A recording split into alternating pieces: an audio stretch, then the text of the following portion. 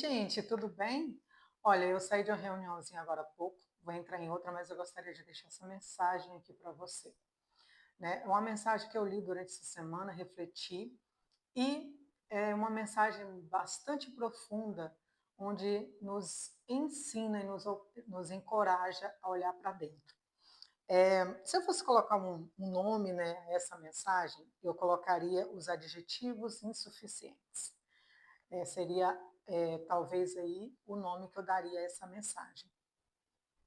E uma das perguntas que eu gostaria de fazer para você, você já ouviu falar de lepra? É porque tem alguns jovens que me seguem, eu acredito que esses nomes assim vai ser um pouco mais é, desconhecido, né, para eles. E quando eu olho lá nos seguidores, quem está assistindo as mensagens e tal, eu vejo que tem, digamos lá, que 70% são jovens, que esse nome vai ser um pouco desconhecido. A lepra, ela era uma doença vergonhosa. A lepra era uma doença que não tinha esperança para o doente, porque era uma doença que definhava, né, toda a carne em feridas, até definhar os ossos, enfim, a pessoa ficava largada para morrer. E como a doença, ela não escolhe rostinho bonito, ela não escolhe status, ela não escolhe cor, crença, infelizmente, nesse tempo aqui, dessa leitura, onde eu refleti, ela atingiu o general do exército do rei Sírio, nada mais, nada menos que Naamã. Naamã, ele era um homem muito importante, não só para o seu rei, mas como também para o seu povo. Ele era um homem forte, corajoso, ele era um homem determinado e respeitado pelo seu povo sírio, mesmo porque ele que levou a vitória, né, de Israel, eles invadiram Israel, entraram em guerra, né, e saquearam toda a cidade e levou a vitória para o povo sírio. Com ele, levou também uma menina cativa, hebraica, né? E a Bíblia não cita o nome dessa menina, mas a Bíblia cita que ela servia a esposa de Naamã. E bem provável que Naamã ele escondia debaixo das suas vestes, né, do seu traje de guerra, a lepra. Ele escondia a doença, né? Mesmo porque ele teria que ser um homem forte, bravo, heróico, né? E quando ele chegava em casa, eu imaginando toda a cena, né, de como teria sido essa abordagem, ele tirava suas vestes, o seu traje de guerra, que eu imagino que seria um traje de guerra bastante pesado, né, onde colava ali nas suas feridas, né, aquele couro. E eu estava estudando, olhando, né, alguns trajes. Se eu puder depois, se eu conseguir editar esse vídeo e colocar, né, como era o traje de guerra de um general daquela época. Como ele era um dos que era responsável, chefe, ele se encobria todo. Agora imagina um homem sendo comido por feridas, com um traje de guerra, todo tapado, num sol escaldante, num calor insuportável, né? Tendo que ser forte, tendo que ser heróico. Então, Naamã conquistou do rei um respeito muito grande. Mas em casa, ele tirava as suas vestes e sofria muito com aquelas dores, com aquelas feridas, né? Provavelmente ele gemia no seu íntimo, né, no seu âmbito familiar, aquelas dores. E bem provável que também sangrava nas pessoas que estavam próximo a ele, né?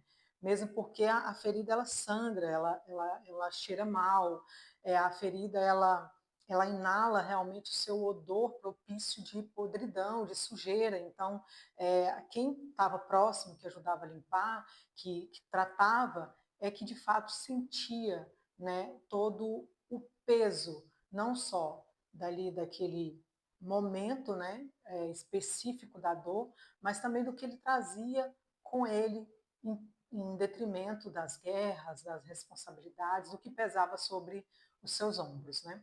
E vendo isso, essa menina, ela desejou no seu coração, corajosamente, ela disse: Ah, se meu senhor pudesse ver um profeta em Samaria, certamente ele seria curado da sua lepra.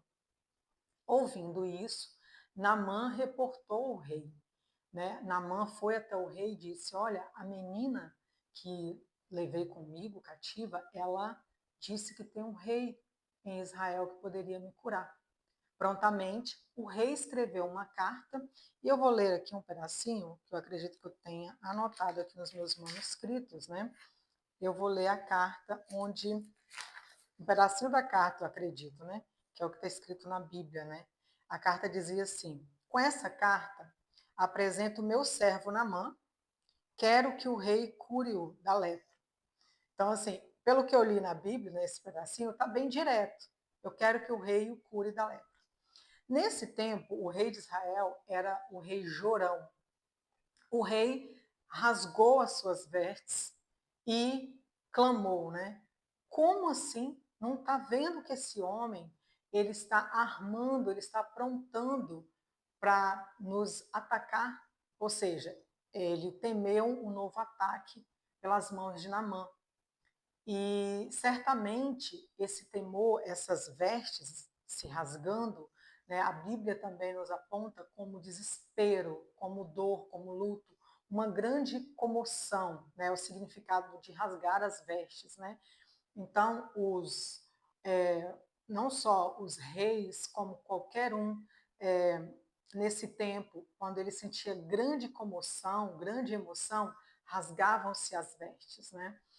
E ele exclamou também: Eu sou Deus? Por acaso eu sou Deus para curá-lo de lepra? E aí é uma frase extremamente importante que o rei, obviamente, na sua humildade e simplicidade, disse: Óbvio que não, mesmo porque essa cura só poderia vir de Deus. Ouvindo isso, o profeta Eliseu disse: Olha, rei, então que o Senhor faça ouvir até a mim. Deixa que esse homem venha até a mim. E assim aconteceu. Perfeito, né? Até aí, tudo estava apontando para que Naamã conquistasse a sua então sonhada cura, né? A cura externa daquelas feridas, daquelas, é, daquela podridão na sua carne. Porque se você olha realmente fotos e vê documentos de como um leproso sofria, gente, é algo assim que para mim, que eu tenho muita sensibilidade em ver qualquer tipo de ferida exposta, foi um estudo que eu realmente olhava, eu sentia muito a dor ali naquele momento do leproso, né? Realmente causa essa comoção. Então, quando Naamã foi até Eliseu, Eliseu pediu ao seu servo Geazi que o recebesse e passasse a ele as instruções, né?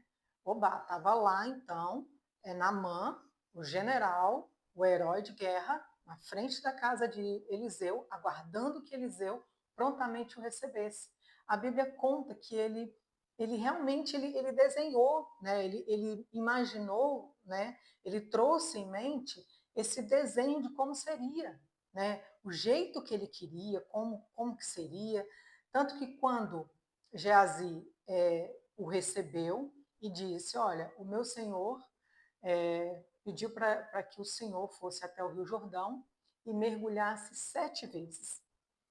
Ele indignou, a Bíblia diz que ele ficou irado, ele ficou indignado com a instrução e a forma com que Eliseu o recebeu. Ali, nesse momento, eu parei a leitura e memorizei mais aquela cena, imaginei melhor aquela cena. E nessa cena, é óbvio que transpareceu muito mais do que seria uma lepra, muito mais do que seria uma ferida exposta, né? Deus, ele sabe exatamente como nos tratar. Deus, ele sabe exatamente que quando ele, lá de cima, ele procura alguém para que o nome dele seja glorificado, ele também entende aonde que primeiro ele deve tratar. Então, em Provérbios 11, 14, diz que na multidão de conselhos a sabedoria. E um dos oficiais de Naamã embalou melhor a informação e vendeu para Naamã. Ele disse assim: meu senhor, se o profeta tivesse pedido algo de maior relevância, de maior dificuldade, ou seja, o senhor não assim faria?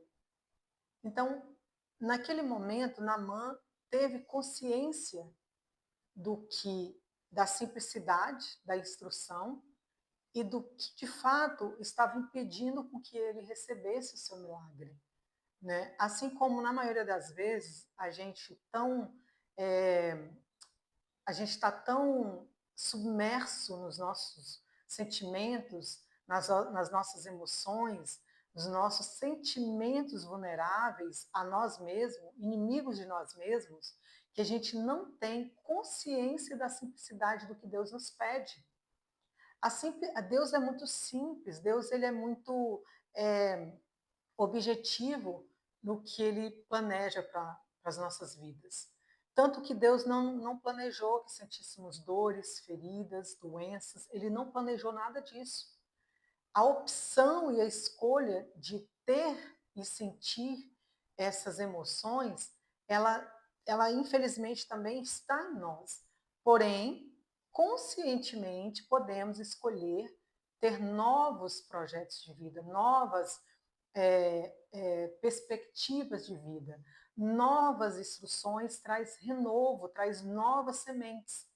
E naquele momento, ele ouvindo isso do seu oficial, rasgou-lhe, né, ou despiu as suas vestes, e eu imaginando a cena, a primeira coisa que Naamã mergulhou juntamente com a lepra e afogou no Rio Jordão foi o orgulho. Então, eu imaginando a cena desse mergulho, né, a cada mergulho de dor, onde Naamã, no primeiro, mergulhou, afogou o orgulho, né? Eu acredito que cada mergulho que ele dava, ele afogava, juntamente com as dores, uma ferida. A prepotência, a rejeição, o abandono, a opressão, a vaidade, o ego, e submergia com um novo fruto, uma nova regeneração, uma nova ressignificação. A cada mergulho de dor, um novo nascimento, nascia-se provavelmente o fruto da humildade.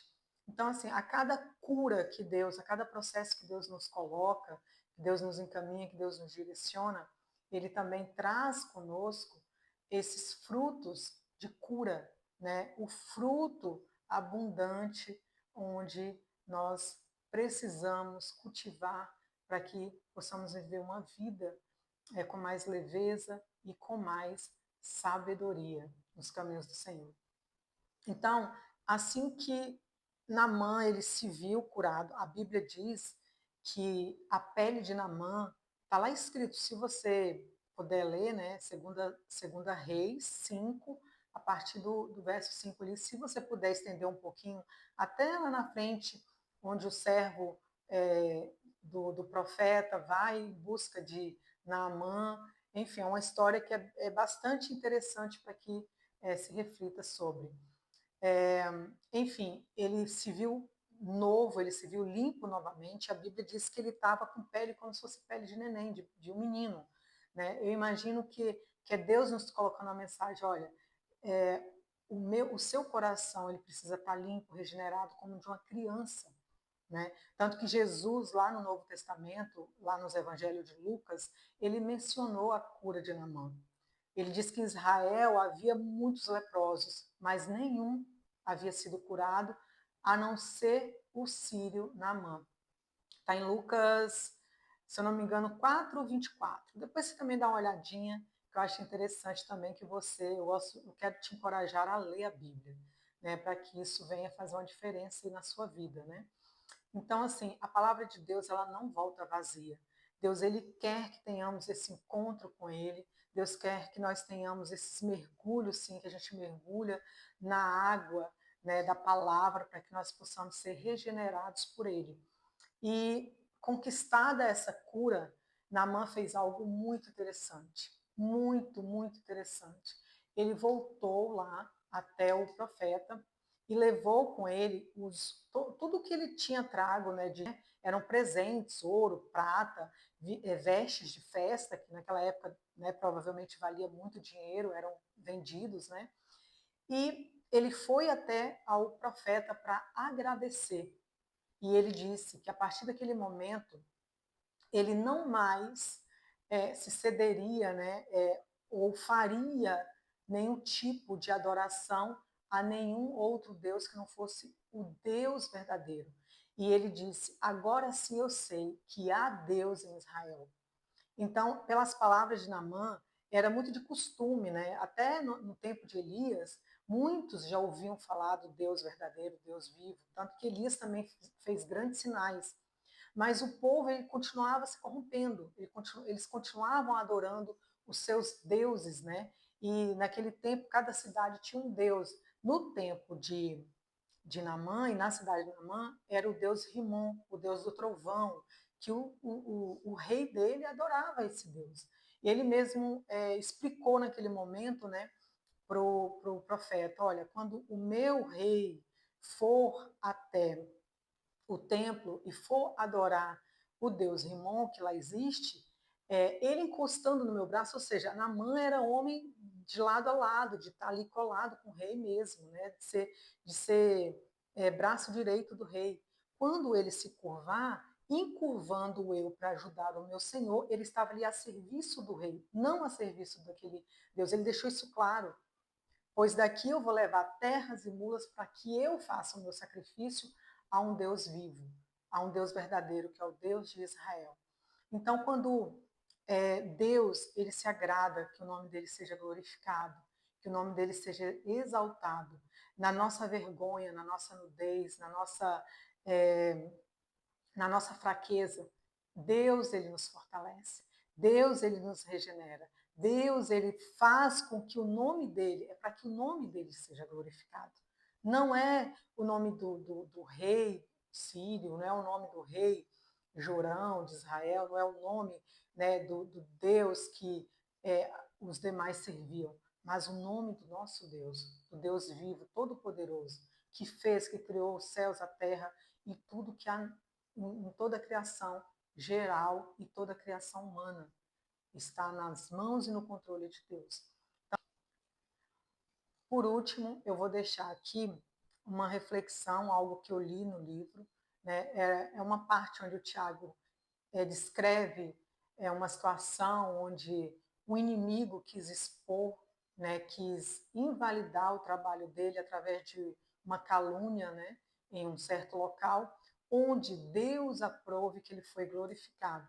Assim, ó, eu não sabia quem eu era, até meus inimigos me expulsarem da minha zona de conforto. Tiago Brunet. Então, me fez trazer em memória tudo que eu tinha lido nessa passagem bíblica, né? Naamã ele era o inimigo de Israel, mas quem estava dentro da casa de Naamã era um israelita. E ela, com a instrução dela, o direcionou a Israel novamente, ao profeta Eliseu e também ao Rio Jordão para que ele nascesse de novo, para que dali nascesse um novo homem, né? Deixasse ali submergido o seu orgulho e transcendesse a sua humildade em um novo servo de Deus. Então, assim, eu quero trazer para você essa reflexão e que ela faça diferença na sua vida. Caso você tenha acesso a esse vídeo, claro, né, um vídeo pessoal, eu estou deixando no meu canal pessoal ali para que realmente, se algum dia alguém tiver acesso a esses vídeos, que faça diferença assim na vida de cada um que assistir, tá bom? Se você achar interessante se inscrever, se fizer diferença para você, também você quiser compartilhar, fica à vontade, o canal está aberto, tá bom? Que Deus abençoe, tenha uma excelente semana. Tchau, tchau, até o próximo vídeo.